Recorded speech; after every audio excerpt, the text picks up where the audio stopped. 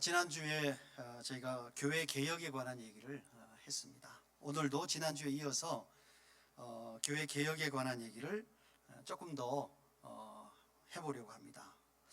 우연찮게 이번 주간이 종교 개혁 주간입니다. 1517년 10월 31일 당시의 수도사이며 비텐베르크 대학 교수였던 마틴 루터는 95개 조항의 속죄의 효력에 관한 질문을 교황청에 제시했습니다. 이런 엄청난 사건이었어요. 왜냐하면 일개 수도사가 교황의 권위에 도전을 했기 때문입니다. 이런 계란으로 바위를 깨트리려고 한 시도였습니다. 1521년 그로부터 몇 년이 지난 후 보름스라는 그 장소에서 종교회의가 있었습니다. 그 당시에 최고의 권력자인 신성 로마 제국의 황제인 칼 5세는 루터에게 루터가 제시했던 95개 조항을 철회할 것을 명령했습니다. 그러나 루터는 거절했습니다. 이 거절은 그냥 거절이 아니에요. 뭐냐면 이런 자신이 향후에 그로 인해서 감당할 모든 불이익과 처벌을 감수할 것을 결단한 거예요. 당시에 그런데 우리가 생각해 볼 때 당시에 루터만 과연 그런 교황청의 비리를 알았을까요? 아마 그렇지 않았을 거예요. 아주 많은 사람들이 그 교황청의 비리가 어떠했던지, 그 다음에 면죄부 판매가 도대체 어떤 의미가 있었던지 이런 것들을 다 알았을 거예요. 그러니까 그럼에도 불구하고 그들은 침묵했어요. 루터와 그 사람들의 차이는 무엇입니까? 그들은 침묵하고 루터는 용기를 냈던 거예요. 이 용기가 바로 개혁이에요. 불의를 바꾸고자 하는 것, 이것이 뭘로부터 시작되느냐 하면은 용기로부터 시작된다 하는 것을 우리가 생각해 볼 수 있겠습니다. 꽤 오래전 제가 독일에 출장을 갔습니다. 제가 회사에 다니던 시절에 그때가 아마 요때쯤이었어요. 약간 좀 쌀쌀한 그런 때였습니다. 그러니까 요때쯤이니까 독일에서도 그 주간이 종교 개혁 주간이었습니다. 그래서 제가 좀 역사적으로 의미가 있는 방문을 했으면 좋겠다 생각하고 조금 전에 말씀드렸던 1521년에 종교회의가 있었던 그 보름스라는 곳을 제가 방문을 했습니다. 사실 보름스는요 아주 작은 도시예요. 한 10만 정도 이렇게 되는 작은 도시입니다. 루터가 신성 로마 제국의 황제인 칼 5세의 요구를 거절했던 그 성당, 이 보름스 성당인데 그 성당이 있는 장소가 그 보름스라는 도시예요. 그래서 제가 거기 갔는데 깜짝 놀랐어요. 왜냐하면 너무 초라한 거예요. 물론 안으로 들어가면 그 일반적으로 이제 유럽의 성당들이 가지고 있는 기본적인 그런 화려함들이 있어요. 근데 별로 관리가 되지 않은 듯한 그런 모양이었고 사실 방문객도 별로 없었어요. 그래서 거기에 들어가서 여러 가지 것들을 보는 데에 별로 어려움이 없었습니다. 근데 거기에는 그 성당에는 그 1521년에 당당하게 신성 로마 제국의 그 황제인 칼 5세를 맞서서 정말 나는 그렇게 할 수 없습니다 라고 거절했던 그 루터의 자치가 전혀 없었어요. 그래서 제가 거기 있는 사람에게 물어봤습니다. 그랬더니 여기서 조금 떨어져서 한 100m 정도 이렇게 가면 거기 이제 동상이 있다는 거예요. 그래서 그곳에서 한 100m 정도 이렇게 떨어진 곳에 가서 동상을 봤습니다. 그때 거기에 동상 몇 개가 쭉 나란히 세워져 있었어요. 그런데 그들은 누구였냐면 그 당시에 종교 개혁가들의 동상이었어요. 루터도 있었고 칼빈도 있었고 등등 우리가 아는 그런 종교 개혁가들의 동상이 있었습니다. 그리고 그 루터의 동상 밑에 뭐라고 쓰여져 있냐면은 이렇게 쓰여져 있었어요. 주님, 저는 연약합니다. 저를 도와주십시오. 이렇게 쓰여져 있었어요. 저는 그 글을 읽으면서 참 많은 감정이 교차했어요. 그렇게 위대해 보이고 정말 한 시대를 풍미하고 그 칼 5세에 대항했던 그 루터의 그 이면이 그 안에 고스란히 드러나 있는 거예요. 그러니까 그도 역시 그 어마어마한 권력 앞에 그도 역시 나약한 존재였던 거예요. 다른 사람과 동일하게 루터도 그 권력자 앞에서 공포와 위협을 느꼈던 거예요. 그러나 그가 원했던 그 개혁, 하나님 나라를 건설하고 성경을 올바로 이해하고 교회가 올바로 세워져야 된다는 그 개혁의 의지가 그런 공포를 극복한 거예요. 그리고 용기를 냈던 거예요. 그 당시에 최고의 권력자인 칼 5세를 맞서는 그런 말도 안 되는 용기를 냈던 것입니다. 지난주에도 잠깐 말씀드렸던 것처럼 이 개혁이라는 말의 어원은 가죽을 새롭게 한다, 이런 의미라고 말씀을 드렸어요. 낡은 가죽을 새롭게 만드는 것은 참 어렵고 시간이 많이 걸리는 일이에요. 옛말에 마부 작침이라는 말이 있어요. 마부 작침이라는 말은 뭐냐면 도끼를 갈아서 바늘을 만든다, 이런 의미예요. 여러분 생각해 보십시오. 도끼를 갈아 가지고 바늘을 만들려면 얼마나 많은 시간과 노력이 필요하겠어요. 그러니까 이 말의 의미는 개혁이 그만큼 어렵다는 거예요. 시간도 많이 걸리고요, 노력도 많이 하고 힘들어요. 그래서 혹자는 이렇게 얘기합니다. 개혁보다는 혁명이 낫다. 왜냐하면 혁명은 한순간에 바뀌는 거잖아요. 한순간에 그러니까 쉬워 보여요. 그러나 이 혁명은요, 참으로 많은 인명과 후유증을 내게 됩니다. 따라서 우리가 필요할 때 조금씩 올바른 방향을 향해서 바꾸어 나가는 이 개혁 의지와 개혁 정신이 필요하다, 이런 말씀을 드리고 싶습니다. 오늘 지난주에 이어서 조금 보충하는 설명을 여러분에게 해드리려고 합니다. 지난주에도 제가 이렇게 말씀을 드렸어요. 개혁의 첫 번째 대상자는 누구냐면은 지도자예요. 개혁의 첫 번째 대상자는 지도자예요. 이 지도자라는 것은 우리나라만 국한된 것이 아니에요. 이거는 동서고금을 통해서 아주 일반적인 얘기예요. 지도자로 세워진 사람이 능력이 없거나 부패의 온상이 되는 경우도 많지만, 또 다른 측면에서 잘 나가던 지도자들이 이런저런 문제로 이 나락으로 떨어지는 일들이 생각보다 많습니다. 이것이 사회도 그렇고요, 교회도 그렇습니다. 우리나라의 경우도 있고요, 외국의 경우에도 정말 존경을 받던 이런 목회자가 어느 순간에 여러 가지 일들로 나락으로 떨어져서 다시는 회복하지 못하는 그런 일들을 우리는 많이 봐왔습니다. 그래서 그렇기 때문에 언제나 이 개혁의 최우선 문제가 항상 문제로 리더십이 거론되는 이유가 그런 겁니다. 일반적으로 조직의 성공 여부는 대부분 그 리더십에 달려 있습니다. 그리고 그만큼 리더십이 중요하다는 거죠. 리더십에 있어서 우리가 반드시 살펴봐야 될 것은 뭐냐면은 그 사람의 인격이에요.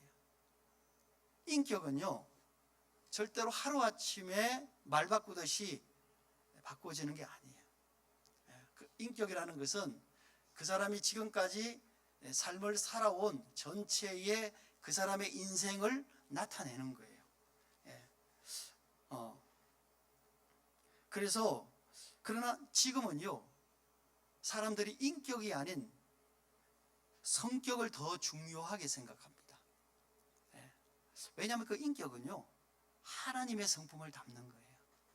그런데 이 성격은 뭐냐면은 성격의 원래 어원은 페르조나 이렇게 해서 그 페르조나라는 것은 뭐냐면은 가면을 쓰다 이런 뜻이에요. 그러니까 이 말이 원래는 이제 오페라 가수라든지 그 연극 배우들이 자기의 그 배역에 맞게끔 우리가 성격을 연구해서 그렇게 배역을 하지 않습니까? 그런 것처럼 과거에는 오페라 가수나 이런 사람들이 가면을 쓰고 나왔단 말이죠. 어떤 가면? 그 성격에 맞는 가면을 쓰고 나오는 거죠. 그래서 그 자기와 전혀 다른 성격을 모습을 사람들에게 보이는 거죠. 결국은 그것은 뭐겠습니까? 사람들이 좋아할 만한 그런 가면을 쓴다는 거죠.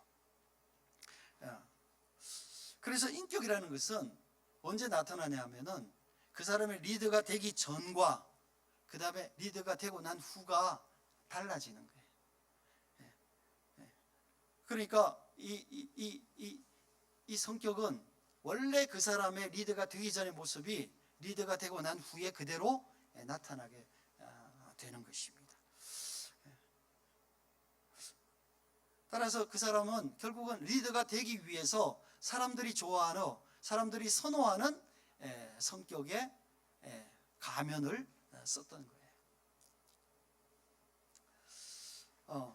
그러니까 그런 사람들은 리더가 되고 나면요, 리더가 되기 전에 했던 말은 그에게는 아무래도 가치나 의미가 없어요.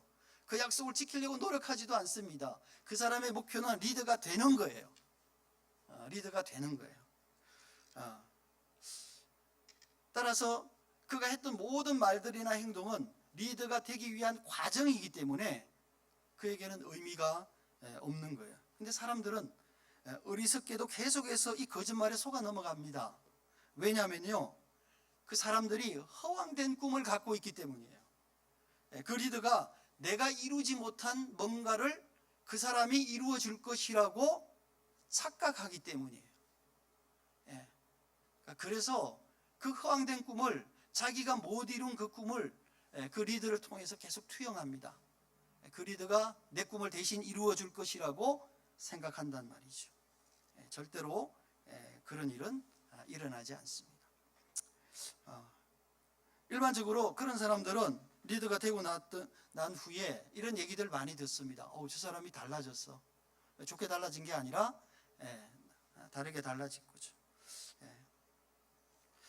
따라서 그러니까 이런 면들을 우리가 살펴야 되는데, 참 사회나 교회나 이런 지도자들이 되시는 분들을 보면 대부분은 그렇지 못한 것들을 우리가 발견하게 되죠. 물론 정말 좋았는데 참 괜찮은 사람이었는데 리더가 되고 난 이후에 또 다르게 변한 분들도 있습니다만 어쨌거나 참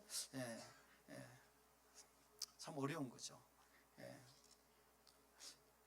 우리가 또 하나 생각해야 될 것은요, 리더십의 성공은요, 그 사람의 리더가 되고 난 이후의 성공은요, 언제나 과거예요. 우리가 이걸 잘 생각해야 됩니다. 그리고 그 리더십은 언제나 새로운 성공에 대한 요구를 받습니다. 그리고 평가는요, 훨씬 더 혹독해요. 제가 공부했던 그 경영학에는 이런 원리가 있습니다. 뭐냐면은 성공한 방법으로 실패한다, 이거예요. 이 말은 자신이 성공했던 방법을 잊어버리고 새로운 방법을 찾고 새로운 시도를 하고 새로운 뭔가 목표를 향해서 가야 되는데, 많은 사람들이 자기가 성공했던 방법이 자기한테 익숙한 방법이거든요. 그 방법을 선호합니다. 그러나 그가 그 방법으로 선호했던 시간과 시절은 지난 거예요. 새로운 시대가 왔고요, 새로운 시간이 왔고 새로운 사람들이 있어요.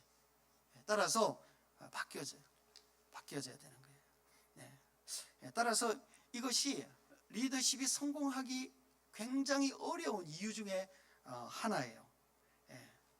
따라서 이 리더가 성공했던 방법으로 실패한다는 것은 참으로 리더에게는 가혹한 얘기고, 그러나 사회나 조직이나 국가나 어떤 거든지 간에 그것들은 새로 발전을 요구하는 내용이 되리라는 생각을 해보게 됩니다. 리더십이 망한다는 것은요, 리더십이 잘못된다는 것은 그냥 리더십이 한 사람의 문제가 아니에요. 그것은 뭐냐면은 그가 속해져 있는 사회나 교회나 국가가 위기를 만든다는 것을 의미합니다. 따라서 우리는요, 리더십을 잘 지켜줘야 돼요. 잘 지켜줘야 됩니다. 그냥 무조건 비판하거나 그에 반대에 서거나 그러는 것은 합당하지 않습니다. 그 사람이 성공한 리더십이 될 수 있도록 도와주는 것이 굉장히 필요합니다. 이 말은 맹목적으로 추종하라든지 그 사람에 대해서 더 관대해지라든지 그런 의미는 아니에요. 우리가 공정한 비판과 또 합당한 기대가 동시에 이루어져야 돼요. 그것은 그 리더를 위해서가 아니라 그가 속한 사회와 공동체와 교회와 국가를 위해서예요. 그래야지만 모두가 다 성장할 수 있는 그런 과정과 목표와 내용이 될 수 있는 것입니다. 제가 꼭 좀 말씀드리고 싶은 것은 교회의, 특별히 교회 리더십은요, 국가의 위기적 상황이 아니고서는 절대로 자기의 개인적 정치적 성향을 드러내면 안 돼요. 그리고 성도들에게 이것을 주입하거나 강요하지 말아야 돼요. 왜냐하면요, 지금 한국 교회가 병든 매우 중요한 이유 중에 하나가 정말 이 몰상식한 목회자들의 정치 행위 때문이에요.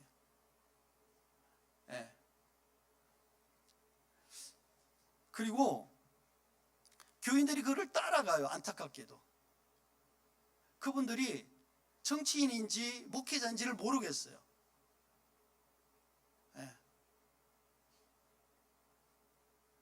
물론 그분들이 내가 원하는 속 시원한 얘기를 해줄 수도 있어요. 그러나 그것은요, 잠시예요. 그것은 감정이에요. 절대로 국가나 사회나 교회에 도움이 되지 않아요. 도움이 되지 않아요. 그래서 저도 그렇고 여러분도 그렇고 이 원칙을 잘 지켜주셨으면 좋겠습니다. 교회는 절대로 정치 집단이 되어서는 안 돼요. 정치적인 얘기가 이 교회 가운데 난무하면 안 돼요. 제가 여러 번 그 얘기를 하는데 참 제가 그 오카노 목사님을 참 존경했던 이유 중에 하나는 그분이요, 그 교회에서 절대로 정치인들 인사를 시키지 않았어요. 단 한 분도. 그게 아주 정치적으로 거물들이 꽤 많이 오셨어요. 그 당시에 그분들이요, 조용히 왔다가 조용히 예배자로 참석해서 예배를 드리고 갔지 절대로 이 사랑의 교회를 정치적으로 이용할 수가 없었어요. 왜? 소개를 하지 않으니까. 선거 기간에도 소개하지 않았어요. 그 당시에 정말 그 정치인 중에 가장 거물 중에 한 분인 김덕용 씨가 거길 다녔어요. 그분요, 한 번도 나서는 일을 제가 본 적이 없어요. 본 적이 없어요. 그분은 그냥 비서하고 조용히 와서 조용히 예배드리고 조용히 갔어요. 그거예요. 또 하나는 뭐냐면은 여러분에게 좀 말씀을 드리고 싶은 것은, 우리가 여러분 중에 가끔 유튜브 많이 보시잖아요. 근데 유튜브에 보면 이 유튜브에서 정치적 중립을 운운하면서 객관적인 시각이 필요하다 막 이렇게 얘기하시는 목회자들이 있어요. 근데 제가 그분들 대부분 다 알거든요. 그분들 절대로 중립적이지 않아요. 그분들의 대부분은요, 한 진영에 굉장히 편중되어져 있는 사람들이에요. 그러나 모습은 중립적이라고 자기가 얘기해요. 객관적이지도 않고요, 합리적이지도 않고요, 중립적이지도 않아요. 여러분, 유튜브에 놔두는 그런 얘기들에 여러분들이 절대로 관심을 기울이지 않았으면 좋겠어요. 그분들은 가면을 쓰고 있는 거예요. 제가 자신 있게 말씀드릴 수 있어요. 그래서 그분들의 이 그런 달콤한 얘기에 여러분들이 절대로 기울이지 않고 정치 이런 것들은 여러분들이 투표하실 때 하셔야지. 여러분들이 원하시는 분이 있잖아요. 거기다 그냥 찍으시면 돼요. 그것을 우리가 교회에서 논의할 이유는 없다 하는 것을 꼭 말씀을 드리고요. 정치 목사들의 얘기에 귀를 기울일 이유가 없습니다. 지금 교회가 정말 난장판입니다. 너무 지금 어렵습니다. 아쉽게도 참 우리나라는 지도자 복이 별로 없는 나라예요. 참 아쉽게 생각합니다. 그래서 우리가 기도하기는 참으로 하나님께서 이 땅과 이 땅의 교회에 참 좋은 리더를 주셨으면 좋겠어요. 하나님을 무서워하고 백성들을 사랑하는 그런 리더십을 참 주시기를 위해서 기도합니다. 그래야지만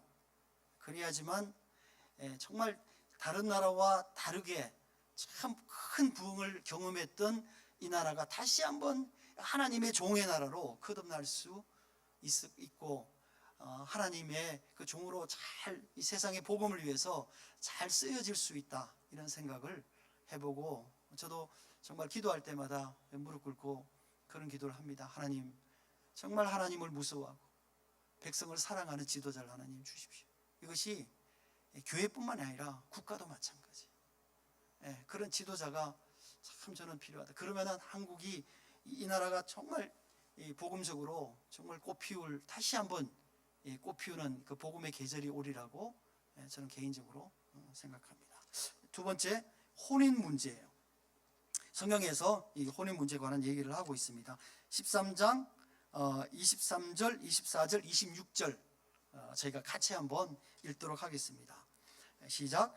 그때 내가 또 본즉 유다 사람이 아스돗과 암몬과 모압 여인을 아내로 삼았는데 그들의 자녀가 아스돗 방언을 절반쯤은 하여도 유다 방언은 못하니 그 하는 말이 각 족속의 방언이므로 또 이러기를 옛적에 이스라엘 왕 솔로몬이 이 일로 범죄하지 아니하였느냐. 그는 많은 나라 중에 비길 왕이 없이 하나님의 사랑을 입은 자라. 하나님이 그를 왕으로 삼아 온 이스라엘을 다스리게 하였으나 이방 여인이 그를 범죄하게 하였나니. 이렇게 되어 있습니다. 유다 백성과 이방인의 혼인 문제는 사실 어제 오늘의 일이 아니에요. 본문에서도 언급했듯이 이 지혜로운 왕, 이 솔로몬도 결국은 이방 여인과의 혼인을 통해서 무너졌다, 이렇게 성경이 여러 번에 걸쳐서 얘기를 하고 있습니다. 오늘 본문의 상황에서 보면 이 상황에서 큰 문제는 뭐냐면 대제사장인 엘리야십이 그의 아들 중 하나가 호른 사람 산발렛의 사위가 되었다는 거예요. 호른 사람 산발렛의 사위가 되었어요. 저는 아무리 생각해도 대제사장인 엘리야십의 태도를 이해할 수가 없어요. 왜냐하면 대제사장 이 엘리야십은 느헤미야가 없는 틈을 타서 도비아에게 방을 줬잖아요. 성전에 있는 방을 내줬잖아요. 뿐만 아니라 자기 아들을 호른 사람 산발렛과 정략 결혼을 했어요. 그런데 이 호른 사람 산발렛이 누굽니까? 도비아와 함께 성벽 건축을 하는데 가장 앞장서서 방해했던 사람이잖아요. 그런데 한 사람에게는 이방인이 성전에 무상으로 출입할 수 있도록 방을 내주고, 한 사람에게는 자기 아들을 주고 이렇게 했다는 거예요. 있을 수가 없는 일이죠. 당시 혼인은요, 지금과 달라서 부모가 성낙하지 않으면 절대로 이루어질 수가 없는 거예요. 그런데 대제사장인 엘리야십이 율법을 어기는 온갖 불법을 다 행하고 있다는 것은 결국은 뭐예요? 대제사장인 엘리야십만 그렇게 했겠느냐는 거예요. 그렇지 않겠죠. 그 밑에 있는 제사장 그룹, 레위인들, 이런 사람들도 동일하게 그와 버금가는 일들을 했을 것이다 하는 것을 우리가 어렵지 않게 추측할 수가 있다는 거죠. 옛말에도 윗물이 맑아야 아랫물이 맑다고 그랬습니다. 윗사람이 본을 보여야 아랫사람들이 그 모습을 보고 따라서 하는 거죠. 정말 창피하고 부끄러운 얘기지만 지금 오늘날의 한국 교회에서도 목회자들이 자신의 이 처신을 잘못하는 경우가 수없이 많이 나고 있어요. 정말 존경받던 목사님이에요. 정말 존경받던 목사님. 제가 뭐 성함은 구체적으로 얘기 안 하겠지만 제가 젊은 시절에 기도에 관해서 고민하고 책을 하여튼 기도에 관한 책들을 막 모아서 같이 읽고 있었는데 그 중에 정말 제가 눈물을 흘리면서 봤던 그분의 책이 있어요. 그분이 시골 교회에서 처음 목회를 시작하는데 그 시골 집이 뭐가 되냐면 진흙으로 이렇게 된 집이에요. 근데 어느 날 비가 왔어요. 밤에 밤새도록 비가 왔는데 새벽에 그 진흙이 떨어지는 거예요. 그 지붕에 있는 진흙이 그 교회 바닥으로 뚝뚝 떨어지는 거예요. 그러니까 그분이 그렇게 하셨대요. 본인이 쓴 거니까 그냥 저는 그대로 믿습니다. 그분이 이 진흙이 어떻게 하나님의 성전인 이 예배당에 떨어질 수가 있느냐, 이거는 자기가 도저히 용납할 수가 없다. 그래서 자기 허리로 그 진흙을 받았다, 이렇게 얘기를 하고 있더라고요. 제가 그분의 그 글에 굉장한 감동을 받았어요. 참 그래서 그분을 존경했습니다. 그분이 지금 한국 교회 가장 큰 비리의 온상이 되고 있어요. 참 안타까운 일인 거죠. 그게 뭐냐면은 돈이에요. 돈이에요. 한국 교회가 성장하면서 교회의 살림 규모가 커져가면서 이 돈 문제가요 가장 큰 이슈가 됐어요. 목사들 만나면 그 얘기를 빠짐없이 합니다. 돈.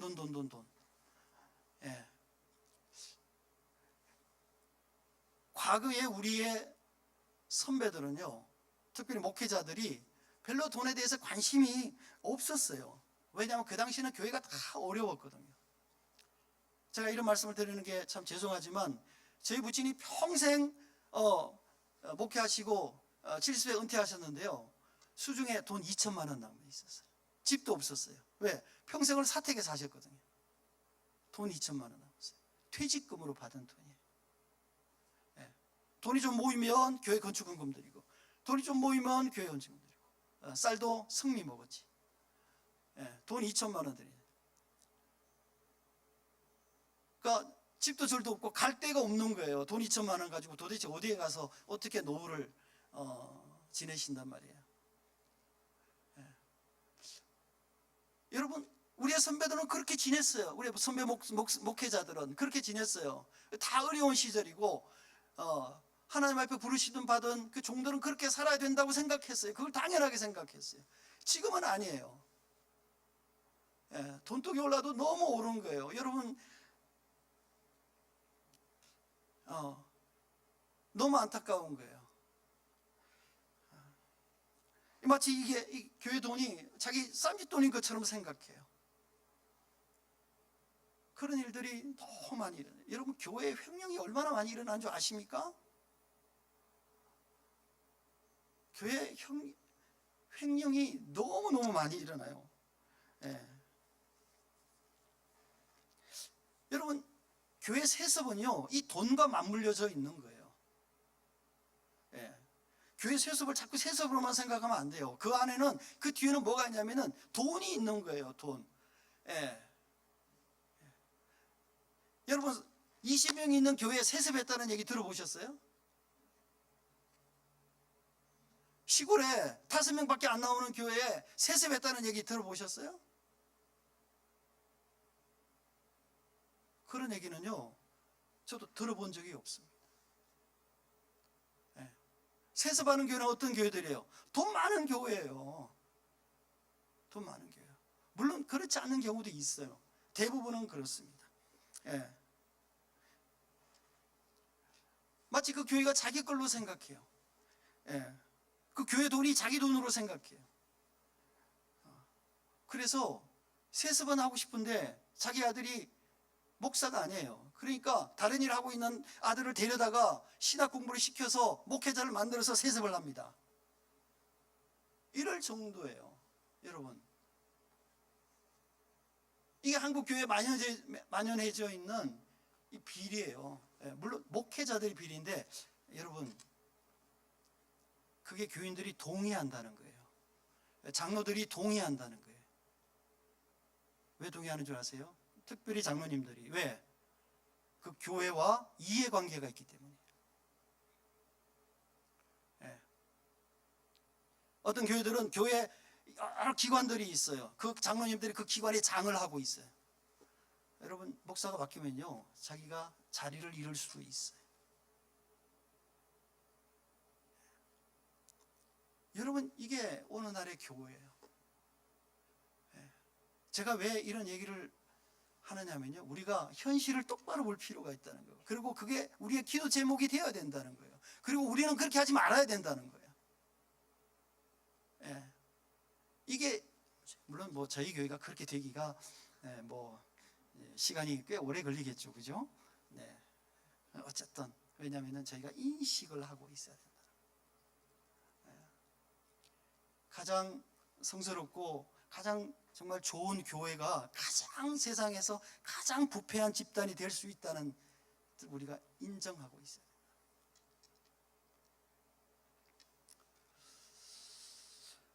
그들이 말로는 이 교회는 예수 그리스도의 교회다라고 얘기를 해요. 그러나 내심으로는 내 교회라고 얘기를 한다는 거예요.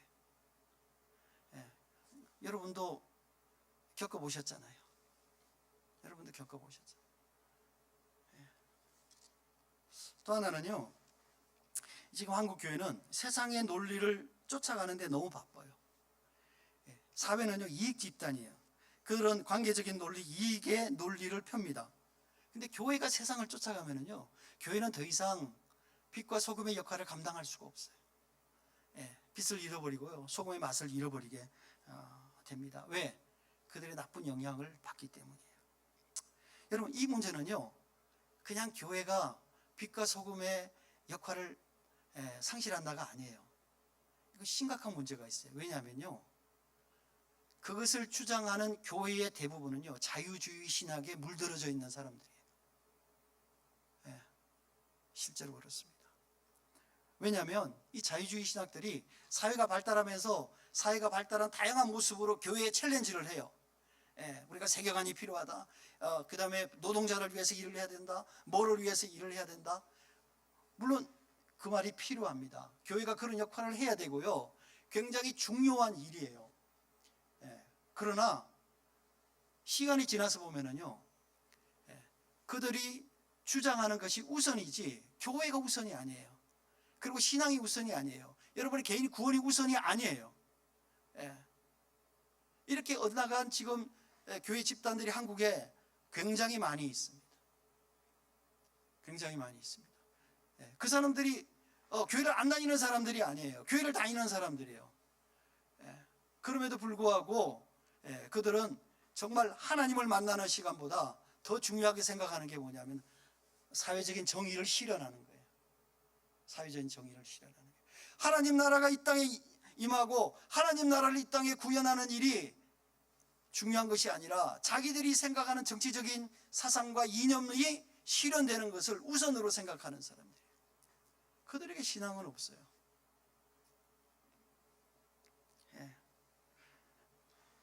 그래서 복음은 없어지고 그들이 부르짖는 정치적인 표어와 이념이 그들 집단을 대변하고 있는 거예요. 여러분, 교회가 복음의 집단이 아니라 이익의 집단, 정치적 집단으로 변질되어져 가는 거예요. 결국은 교회가 사회의 사조를 따라가다 보면 생기는 문제가 뭐냐면은 교회의 타락을 부추기는 현상이 생기는 거예요. 따라서 이거를 방지하려면은요, 교회가 먼저 개혁을 해야 돼요. 교회가 사회보다 먼저 개혁을 해야 돼요. 그래야 교회가 사회에 영향을 줄 수 있어요. 선한 영향을, 복음을 통한 영향을 줄 수 있어요. 그런데 지금까지 교회는 안 변하는 거예요. 교회는 안 변하는 거예요. 그러니까 사회에서 교회를 뭐라 그러냐면은 사회의 암적 존재다라고 얘기를 하는 거예요. 그러니까 그 말을 들어도 할 말이 없는 거예요. 왜? 실제로 그런 현상이 많이 일어나니까.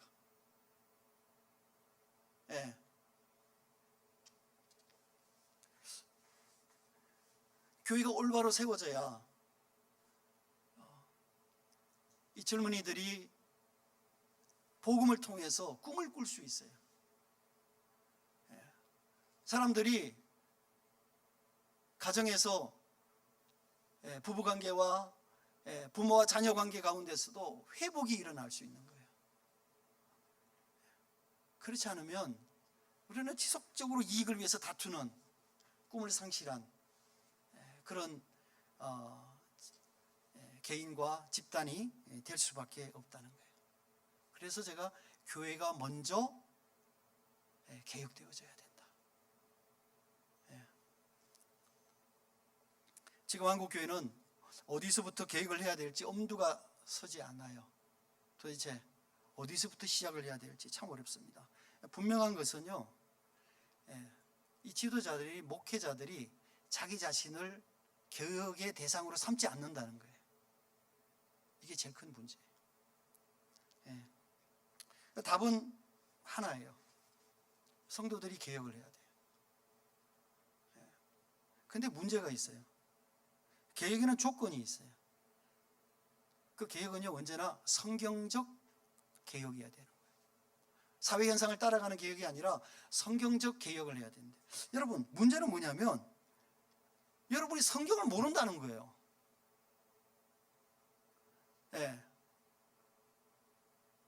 성경적 개혁이 어떤 것인지를 모르니까 결국은 개혁하겠다고 나선 사람들이 대부분이 뭐냐면은 엄한 길로 가는 거예요. 말도 안 되는 길로 가는 거예요. 여러분, 개혁하겠다고 나선 교회들이 많이 있습니다, 요새. 그분들의 특징이 있어요. 첫 번째, 예배 순서가 변화해요. 예배 순서가 변화. 굉장히 자유로운 예배 순서. 첫 번째. 두 번째, 목회자에 대한 호칭의 변화예요. 세 번째, 재정의 투명성이에요. 재정의 투명성. 내용 참 좋아요. 괜찮아요. 근데 제가 생각할 때 이 교회 개혁이 여러분 사회로부터 인정이 되려면은 이 정도 가지고는 안 되는 거예요. 이 정도 가지고는 안 되는 거예요. 왜냐하면 이 정도는요, 사회에서도 다 해요. 사회에서도 다 해요. 교육은요, 이보다 훨씬 더 독해야 돼요. 제가 구체적으로 언급하기는 어렵지만 이 근본적인 개혁이 필요하다, 저는 이렇게 생각합니다. 한국 교회가 새롭게 되려면. 혹시 누군가가 저한테 교회 개혁에서 첫 번째 해야 될 게 뭐냐라고 생각을 한다면, 참 제가 누워서 침 뱉는 얘기지만 신학교가 바뀌어야 된다.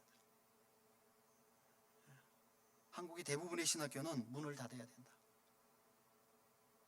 올바른 신학교육이 교회 개혁의 첫걸음이다. 저는 그렇게 생각하는 사람입니다. 그 말의 의미는 뭐냐면은 목회자들로부터 개혁이 시작되어야 된다. 이렇게 생각합니다. 여러분, 성도들은 괜찮으냐? 여러분, 그렇지 않습니다.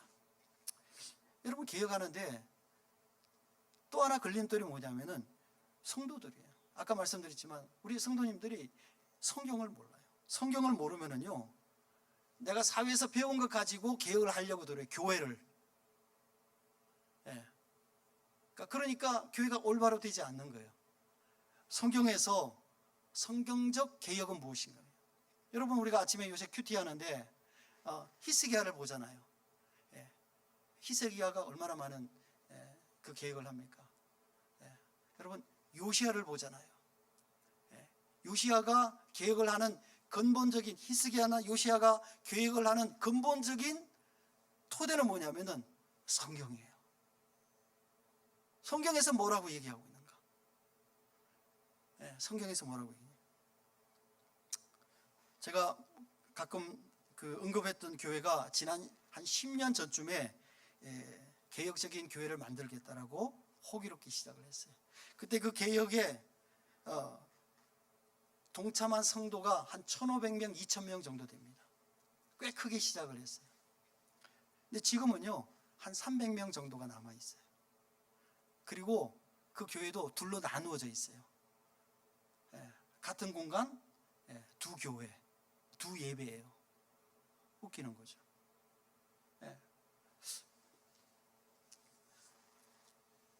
개혁은 사라지고 싸움만 남아 있어요. 개혁은 사라지고 분열만 남아 있어요. 여러분, 제가 여러 번 그 교회 지도자들에게 얘기를 했어요. 좋은 담임 목사님 모셔서 담임 목사님의 좋은 목회 철학을 중심으로 해서 교회를 잘 만들어가는 것이 정말 필요하다, 이런 얘기를 제가 꽤 여러 번 했습니다. 근데 그분들의 대답이, 제가 이렇게 물어봤어요. 왜 그렇게 안 하냐 그랬더니 그분들이 이렇게 저한테 얘기했습니다. 목사를 믿을 수 없다. 참 기가 찬 대답을 그래서 제가 네가 더 나쁜 놈이다. 그렇게 안 하는 네가 더 나쁜 놈이다. 그들의 개혁은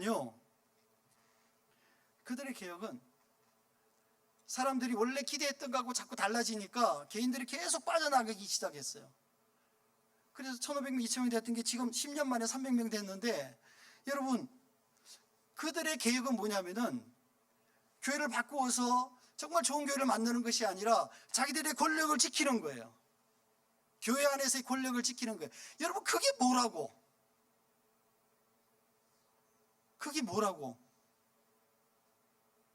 예. 여러분, 교회가 무슨 권력이 있어요? 제가 권력이 뭐 있어요? 우리 김 장로님이 권력이 있어요? 교회 권력이 뭐라고 도대체 그거를 지키려고 그 많은 교인들에게 실망을 주고 힘들게 하고, 여러분, 그건 아니잖아요. 그래서 우리가 그걸 알아야 된다는 거예요. 여러분들, 교회 주체들이, 리더하는 사람들이 목회자든 성도님이든 상관이 없어요. 더 중요한 건 뭐냐면 그들이 성경을 올바로 알고 성경적인 개혁이 무엇인가를 올바로 아는 데에 그게 중요하다는 거예요. 세 번째는 이 한국교회에서 가장 중요하게 개혁되어져야 될 또 하나의 문제가 뭐냐면은 목회자의 청빙이에요. 어느 정도 규모가 있는 교회 목회자의 청빙의 첫 번째는 뭐냐면은 학력이에요. 학력. 그 사람이 박사학위가 있냐, 외국 박사냐, 이런 거예요. 진짜입니다. 물론 저도 박사학위가 있기는 해요. 그렇지만 여러분, 제가 박사기 때문에 제가 이 자리에 있는 건 아니라고 생각해요. 중요한 거는 거예요. 둘째는 뭐냐면은 교회 유력자와의 관계예요. 세 번째는 교단 신학이에요. 그 신학교 나왔냐 안 나왔냐. 따라서 여러분, 목회자들에게 가장 중요한 목회자의 인품, 성품이나 목회의 철학이나 설교는요, 안중에도 없어요. 여러분, 큰 교회가 그분들이 대부분 청빙을 지난번에 한번 말씀드렸지만 다 외국에서 데리고 와요. 외국에서 데리고 오는데, 여러분, 제가 그랬잖아요. 20년 전에 외국에 이민하신 분은 요새도 M&M 초콜릿 사가지고 온다. 우리나라의 천지가 M&M인데, 그렇잖아요. 일반 슈퍼에 가도 코스트코에 가도 다. 근데 지금도 그 초콜릿을 사갖고 와요. 사람들이 초콜릿을 좋아할 거라고. 여러분, 요새 애들한테 초콜릿 먹이면요, 젊은 엄마들한테 혼납니다. 근데 그분들은 그렇게 생각하지 않아요. 자기가 떠나왔던 그 시절을 생각하고 뭔가를 사오는 거예요. 이게 거기 있다가 미국에서 있다가 목회하다가 오는 목사님들의 정서예요. 여러분, 그런데도 여전히 계속해서 그분들을 목회자로 청빙을 해요. 왜 그럴까요? 미국 사대주의인가요? 아니면 미국에서 목회하면 한국에서 더 잘할 수 있다고 생각을 하는 건가요? 여러분, 이런 것들이 너무나 큰 문제예요. 이유는 단 한 가지예요. 그분들과 청빙하는 주체들과 그 청빙자와의 이해관계예요. 여러분, 죄송합니다. 제가 한국교회 너무 힘든 얘기들을 이렇게 마치 까발리는 것 같아서 미안한데, 왜냐하면요, 우리가 이걸 알아야 돼요. 아는 것으로 끝나는 게 아니라, 여러분, 한국교회를 우리가 위해서 절실하게 기도가 필요하다는 의미에서 제가 이런 말씀을 드리는 거예요. 그리고 우리가 교회가 작지만 그럼에도 불구하고 그런 전철을 따라가지 말아야 된다는 말씀을 제가 드리고 싶은 거예요. 예. 여러분, 큰 교회는만 그렇고 작은 교회는 안 그렇다. 여러분, 그거는 아니에요. 얼마든지 그럴 수 있어요. 얼마든지. 사랑하는 성도 여러분, 교회는요 목회자의 것도 아니고 성도의 것도 아니에요. 교회는요 예수 그리스도의 몸이에요. 예수 그리스도의 몸. 교회 주인은 예수 그리스도예요. 그러나 분명한 것은요 목회자가 리더십이 되어야 돼요. 왜냐하면 이거는 목회자가 성도들보다 훨씬 더 신앙적이나 인품이나 다 뛰어나서가 아니에요. 그것은 뭐냐면은 하나님께서 정하신 거예요. 질서를 위해서 정하신 거예요. 우리가 그 질서 안에서 어떻게 하면 목회자와 성도들이 좋은 관계를 가지고 좋은 목표를 가지고 좋은 하나님의 몸을 만들어 갈 것인가, 교회를 만들어 갈 것인가를 우리가 고민할 필요가 있다는 거죠. 교회는 사회를 따라가면은요 타락할 수밖에 없어요. 교회 정체성을 잃어버릴 수밖에 없어요. 따라서 교회가 먼저 성경적 관점으로 사회보다 개혁을 먼저 해야 하는 것이 필요합니다. 그래야 교회가 영향력을 가질 수가 있어요. 따라서 우리가 함께 지금 이렇게 섬기고 함께 있는 이 하나됨과 나눔의 교회가 사람이나 사회가 아닌 하나님의 뜻에 합당한 개혁으로 참 좋은 교회가 되어서 하나님이 기뻐하시는 교회가 되어서 하나님께 영광을 돌리는 또 저와 여러분이 되시기를 축원합니다.